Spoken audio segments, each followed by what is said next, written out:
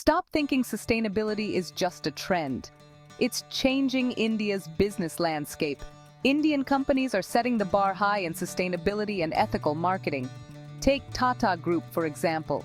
They've been investing in community development and eco-friendly practices for decades. And let's not forget ITC Limited, turning agricultural waste into packaging and promoting green products. Flipkart is another game changer, with their focus on reducing carbon footprint through efficient logistics.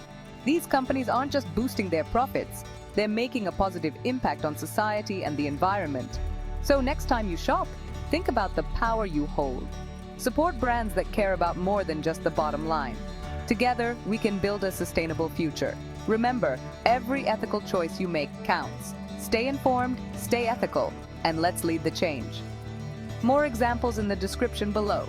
Please check out the same. And don't forget to subscribe to RK Learning Studios for more such content.